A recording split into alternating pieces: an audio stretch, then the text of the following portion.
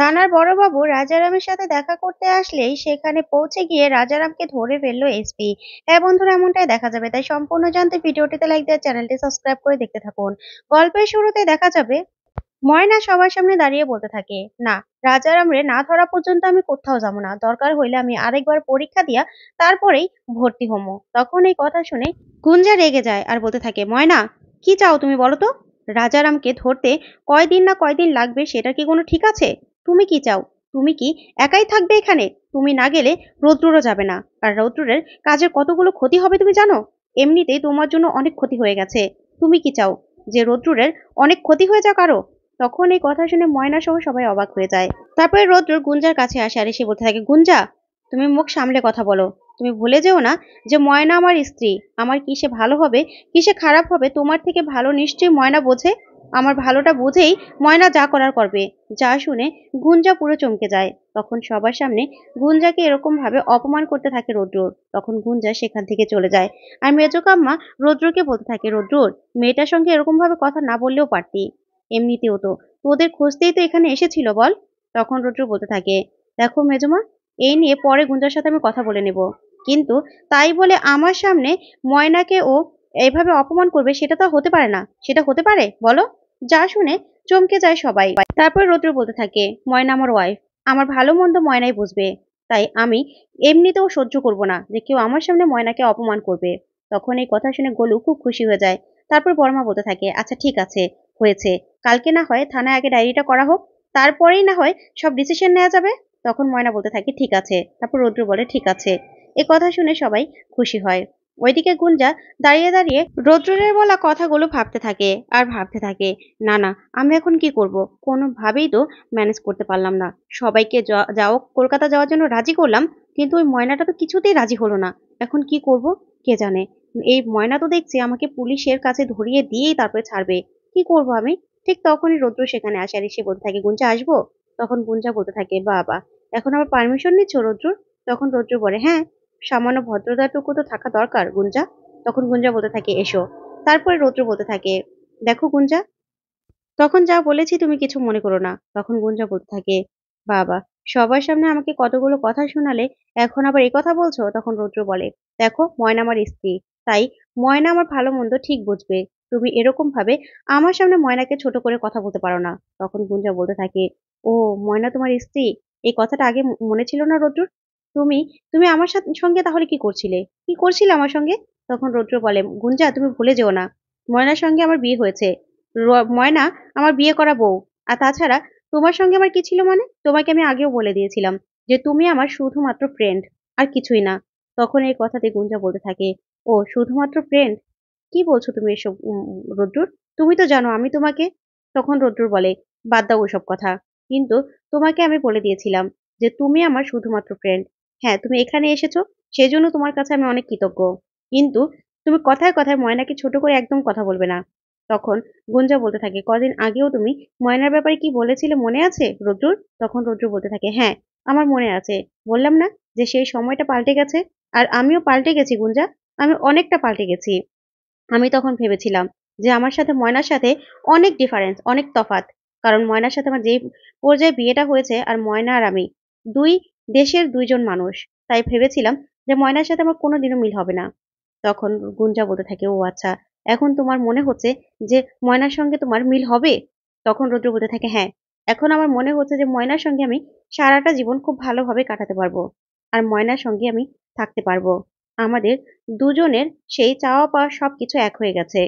আর ময়নার সঙ্গে আমি আরেকটা জীবন নতুন করে সাজাতে চাই গুঞ্জা। যা শুনে গুঞ্জা চোখ দিয়ে জল চলে আসে। আর গুঞ্জা বলতে থাকে, এগুলো কি বলছো রুদ্র? কিসব বলছো? তখন রুদ্র বলতে থাকে, হ্যাঁ, তুমি আমাকে যদি ভালো বন্ধু ভেবে থাকো তাহলে বন্ধুর মতো করেই থাকবে। আমি তোমাকে যাওয়ার কালকে সব রকম ব্যবস্থা করে দেব। তুমি চলে যেও। এই কথা বলে রুদ্র সেখান থেকে চলে যায়। তখন গুঞ্জা মনে মনে বলতে থাকে, রুদ্র, তুমি আমাকে এখান থেকে তাড়িয়ে দিতে চাইছো? না না, আমি সবটা না দেখে তো আমি এখান থেকে যাব না। আমাকে যে করেই হোক এখানে থেকেই সবটা সামলাতে হবে। না হলে তো আমার নাম বলে দেবে ওই রাজারাম। আর সবাই জেনে যাবে আমি সেই ম্যাডাম। সেটা হবে না। এখানে থেকে আমি সবটার মোকাবেলা করব। হ্যাঁ, রাজারামকে যে করে হোক আটকাতে হবে। এই ভেবে গুঞ্জা চুপ করে প্ল্যান করতে থাকে। তারপরের দিন সকাল সকাল দেখা যাবে ময়না, রোদ্রুর আর ময়নার বাবা থানায় যাচ্ছিল। ঠিক তখনই গুঞ্জা এসে বলতে থাকে, হ্যাঁ হ্যাঁ, আমিও যাব, চলো। তখন গুঞ্জাকে দেখে সবাই চমকে যায়। তখন রোদ্রু বলে, তুমি তুমি কেন যাবে? তুমি তো আজকে কলকাতায় চলে যাবে, আর তাছাড়া গাড়িও একটু পরে চলে আসবে। তখন গুঞ্জা বলে, না না, আমিও ভাবলাম যে থানায় গিয়ে সবটা বলা উচিত, আর সবাই যেন ভালোভাবে কাজটা করে, রাজারামকে যেন ধরার ব্যবস্থা করে, সে ব্যবস্থা তো করতে হবে। যদি এই থানা থেকে ভালো করে কোনো ব্যবস্থা না নেওয়া হয়, তখন না হয় সেই আঙ্কেলকে ফোন করব। তখনই মেজমা বলতে থাকে, হ্যাঁ তাই তো, গুঞ্জা তো এসেছিল সেই জন্যই, উনি তো আমাদের বলেছিল হেল্প করবে, তাহলে এই বেলায় না হয় হেল্পটা করবে। তখন ময়না বলতে থাকে, না না গুঞ্জা দিদি, আপনি তো বললেন যে আপনি চলে যাবেন, তাহলে আর আপনার ভালোও লাগছে না এখানে, তাহলে আপনার শুধু শুধু সময় নষ্ট করে, কাজ নষ্ট করে এখানে কেন থাকবেন? তখন গুঞ্জা বলতে থাকে, না না ময়না, এখন তো আমিও তোমার বন্ধু। এই কথাটা না হয় তোমার স্বামী থেকেই তুমি জেনে নিও।